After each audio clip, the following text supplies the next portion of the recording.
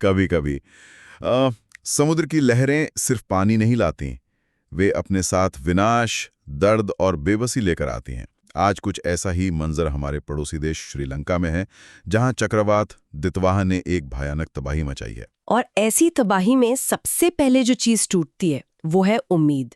जब आप देखते हैं कि वो सब कुछ खत्म हो गया है, तो ये सोचना भी मुश्किल हो जाता है कि अब शुरुआत कहाँ से होगी। ऐसे ही पलों में बाहरी दुनिया से मिली एक छोटी सी मदद भी बहुत बड़ी लगती है। बिल्कुल, और आज हम इसी पर गहराई से बात करने वाले हैं, श्रीलंका में आए इस भयानक संकट पर, और उस संकट की घड़ी में भारत की जो प्रतिक्रिया रही, जिसे नाम दिया गया है ऑपरेशन सागर बंधु। जी। हमारा मकसद सिर्फ ये बताना नहीं है कि क्या हुआ, बल्कि ये समझना है कि इस पूरी घटना के मानवीय, रणनीतिक और भावनात्मक मायने क्या हैं। सही कहा। ये सिर्फ एक मदद की कहानी नहीं है, ये दो देशों के बीच के रिश्ते की एक बहुत अहम कड़ी है। हम ये भी देखेंगे कि कैसे आपदा के समय उठाया गया एक कदम सालों की डिप्लोमेसी यानी कूटनीति पर भारी पड़ सकता है। बिल्कुल, ये रिश्ते बनाने का सबसे तेज और शायद सबसे सच्चा तरीका भी है। चलिए तो फिर शुरू करते हैं। सबसे पहले ये समझना जरूरी है कि ये संकट कितना बड़ा था। हम यहाँ आंकड़ों की बात कर रहे हैं, लेकिन हमें ये याद रखना होगा कि हर आंकड़े के पीछे एक इंसान है, एक कहानी है। हमारे पास जो जानकारी है उसके मुताबिक 159 लोगों की जान चली गई। और ये वो आंकड़ा है जिसकी पुष्टि हो चुकी है। 100 से ज्यादा लोग तो अब भी लापता हैं। 100 से ज्यादा? हाँ, सोचिए, 100 से ज्यादा परिवार हर पल इस उम्मीद और डर के बीच जी रहे होंगे कि शायद उनका कोई अपना वापस आ जाए। मैंने जो रिपोर्ट्स पढ़ी उनमें एक तस्वीर का जिक्र था जिसने मुझे सच में हिला के रख दिया। एक पूरा का पूरा गांव पहाड़ी के मलबे के नीचे दबा हुआ था और बचावकर्मी वो खाली हाथों से मिट्टी हटाने की कोशिश कर रहे थे। ओह! ये सिर्फ मकान नहीं थे जो बहे हैं, ये लोगों की जिंदगियां थीं, उनकी यादें थीं। शहरों में भयानक बाढ़, गांवों में भूस्खलन, मतलब देश का एक बड़ा हिस्सा दुनिया से पूरी तरह कट गया था। सही कहा। जब हम कहते हैं कि देश कट गया, तो इसका असर बहुत गहरा होता है। इसका मतलब है सड़कें टूट चुकी हैं, फोन लाइनें बंद हैं, अस्पताल पानी में डूबे हैं। हाँ बिल्कुल। आप बीमार हैं तो इलाज नहीं करा सकते, आप भूखे हैं तो आप तक खाना नहीं पहुंच सकता। ऐसी स्थिति में कोई भी देश, चाहे वो कितना भी ताकतवर क्यों ना हो, अकेला इसका सामना नहीं कर सकता। यहीं पर बाहरी मदद की भूमिका सबसे अहम हो जाती है। और इतनी बड़ी तबाही को देखकर पहला सवाल मन में यही आता है कि श्रीलंका अकेला इसका सामना कैसे करेगा। और यहीं शायद भारत के सामने एक मौका और एक जिम्मेदारी दोनों एक साथ आ खड़ी हुई। भारत ने अपनी नेबरहुड फर्स्ट यानी पड़ोसी पहले की नीति पर चलते हुए तुरंत ऑपरेशन सागर बंधु शुरू कर दिया। यहाँ तुरंत शब्द पर ध्यान देना बहुत जरूरी है। आपदा राहत में समय ही सब कुछ है। सब कुछ। मदद पहुंचने में हुई 24 घंटे की देरी का मतलब हो सकता है सैकड़ों और जानें चली जाना। बीमारी फैल सकती है, कानून व्यवस्था बिगड़ सकती है। इसलिए मदद का जल्दी पहुंचना आधा काम कर देता है। और इस तेजी का सबूत ये है कि मेरा मतलब है, खबर आते ही भारतीय नौसेना के 2 बड़े जहाज INS विक्रांत और INS उदयगिरी, INS विक्रांत और INS उदयगिरी राहत सामग्री लेकर श्रीलंका के लिए रवाना हो गए। मैंने पढ़ा कि ये जहाज सिर्फ समुद्री शक्ति के प्रतीक नहीं थे, उस दिन ये इंसानियत के जहाज बन चुके थे। ये सोचकर भी एक अलग एहसास होता है। इसमें एक मनोवैज्ञानिक पहलू भी है। जब कोई देश आपदा में घिरा होता है और वो देखता है कि मदद के लिए कोई आम जहाज नहीं, बल्कि दूसरे देश की नौसेना का सबसे ताकतवर जहाज आया है, तो एक संदेश जाता है, एक बहुत बड़ा संदेश जाता है। ये सिर्फ मदद नहीं है, ये एक तरह की सुरक्षा की गारंटी जैसा लगता है। ये बताता है कि आपका पड़ोसी आपको बचाने के लिए अपनी सबसे अच्छी और सबसे ताकतवर चीज भेज रहा है। ये भरोसा पैदा करता है।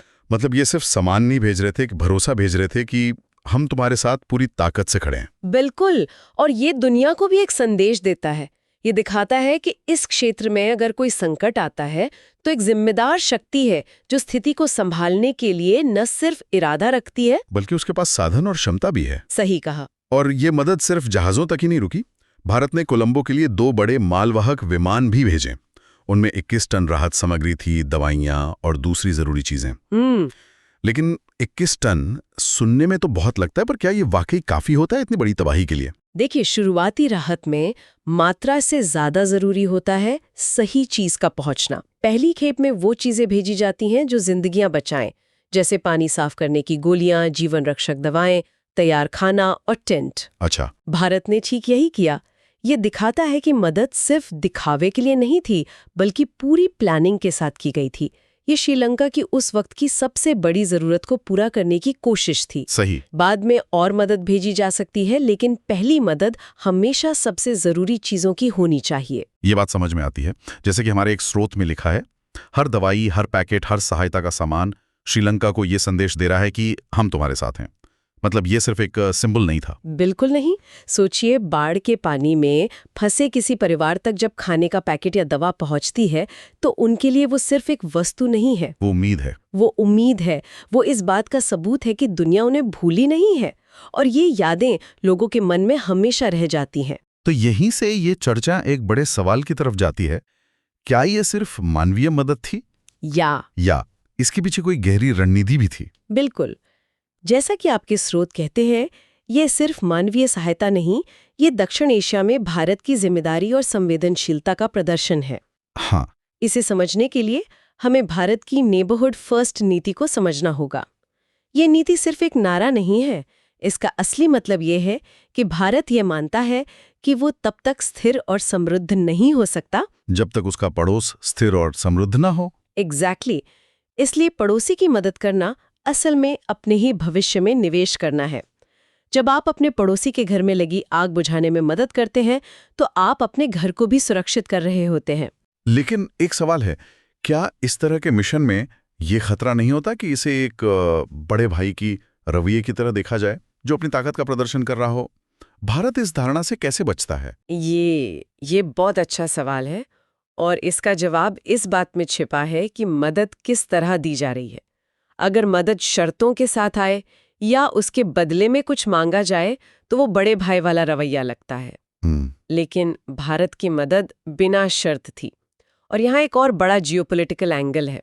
दक्षिण एशिया में चीन भी काफी सक्रिय है और वो भी मदद देता है, लेकिन उसकी मदद अक्सर भारी कर्ज के बोझ के साथ आती है, जिसे डेट ट्रैप कहते हैं। हाँ, कर्ज का जाल।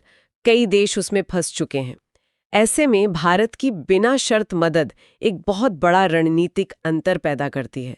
ये सिर्फ मदद नहीं, एक संदेश है कि हमारा सहयोग लेन देन पर नहीं, रिश्ते पर आधारित है। ये तो बहुत अहम बात है। मतलब एक तरफ कर्ज पर आधारित मदद है और दूसरी तरफ रिश्ते पर आधारित। ये तो पूरी तरह से सॉफ्ट पावर का इस्तेमाल है। निश्चित रूप से। आज की गई मदद कल के गहरे संबंधों की नींव रखती है। जब हालात सामान्य होंगे तो श्रीलंका की सरकार और वहां के लोगों को याद रहेगा कि मुश्किल घड़ी में कौन सबसे पहले और बिना किसी शर्त के उनके साथ खड़ा था। ये जो विश्वास पैदा होता है वो किसी भी व्यापारिक समझौते या संधि से ज्यादा मजबूत होता है। हमारे स्रोत में एक बहुत खूबसूरत बात कही गई है, पड़ोसी सिर्फ सीमाओं से नहीं होते, दिलों से होते हैं। और ये ऑपरेशन शायद इसी भावना का सबसे बड़ा सबूत है। और ये दक्षिण एशिया जैसे जटिल और विविध क्षेत्र में विशेष रूप से महत्वपूर्ण है। यहाँ पर विश्वास का रिश्ता बनाना किसी भी सैन्य गठबंधन से ज्यादा अहमियत रखता है। अगर हम इस पूरी चर्चा को थोड़ा एक दार्शनिक स्तर पर ले जाएं, तो एक और बात मुझे छू गई। स्रोत में लिखा है, प्रकृति का प्रकोप किसी धर्म, किसी देश को नहीं देखता, लेकिन इंसानियत इन सब सीमाओं को पार कर जाती है। ये बहुत गहरा विचार है। चक्रवात जब आता है तो वो ये नहीं देखता कि कौन श्रीलंकाई है और कौन भारतीय, कौन बौद्ध है और कौन हिंदू। वो सब पर एक जैसा कहर बरपाता है। सही। लेकिन उस कहर का जवाब देने के लिए जब इंसान आगे बढ़ता है तो वो इन सभी सीमाओं, सभी विभाजनों को पीछे छोड़ देता है।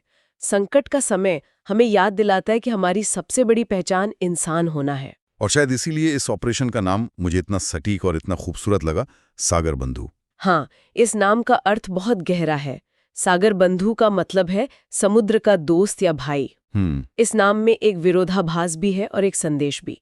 एक तरफ वही सागर है जो विनाश लेकर आया, और दूसरी तरफ उसी सागर के रास्ते भारत एक दोस्त की तरह मदद लेकर आ रहा है। वाह! ये नाम भारत की भूमिका को एक दोस्त और एक संरक्षक के रूप में स्थापित करता है, जो समुद्र के पार से दोस्ती का हाथ बढ़ा रहा है। ये दिखाता है कि जिस रास्ते से तबाही आ सकती है, उसी रास्ते से उम्मीद भी आ सकती है। मतलब ये सिर्फ एक ऑपरेशन का कोड नेम नहीं है, ये पूरे मिशन की आत्मा को दिखाता है। बिल्कुल। ये दिखाता है कि भारत खुद को इस क्षेत्र में ऐसे साथी के रूप में देखता है जिसकी ये जिम्मेदारी है कि वो अपने पड़ोसियों की मुश्किल में मदद करे। ये एक बहुत ही सकारात्मक और मैत्रीपूर्ण संदेश है। तो आज की हमारी इस पूरी बातचीत से कुछ बातें बिल्कुल साफ होकर सामने आई हैं। हाँ। सबसे पहले हमने श्रीलंका में चक्रवात तितवा की भयावहता को समझा। सिर्फ आंकड़ों में नहीं, बल्कि उसके मानवीय असर के साथ। सही। फिर हमने देखा कि भारत ने ऑपरेशन सागर बंधु के तहत कितनी तेजी से और कितनी सोची समझी प्रतिक्रिया दी, जिसमें नौसेना के जहाजों से लेकर सही राहत सामग्री तक शामिल थी। और आखिर में हमने ये समझा कि ये सहायता सिर्फ मानवीय नहीं थी, बल्कि ये भारत की नेबरहुड फर्स्ट नीति का एक रणनीतिक और भावनात्मक प्रदर्शन भी थी। बिल्कुल, ये दोस्ती, जिम्मेदारी और इंसानियत का ऐसा संदेश था जो शायद सालों तक याद रखा जाएगा। ये एक ऐसा अध्याय है जो सिर्फ किताबों में नहीं, बल्कि दोनों देशों के लोगों के दिलों में लिखा गया है। सही कहा। और अब इस चर्चा को खत्म करने से पहले हम अपने श्रोताओं के लिए एक सवाल छोड़ना चाहते हैं। एक ऐसा सवाल जो आज की हमारी बातचीत की भावना पर आधारित है और आपको आगे सोचने पर मजबूर करेगा। सवाल ये है, जब तूफान और बाढ़ जैसी प्राकृतिक आपदाएं देशों की बनाई भौतिक सीमाओं को मिटा देती हैं, तो क्या संकट के समय दी गई निस्वार्थ मानवीय सहायता ही भविष्य की सबसे स्थायी और मजबूत कूटनीति बन जाती है?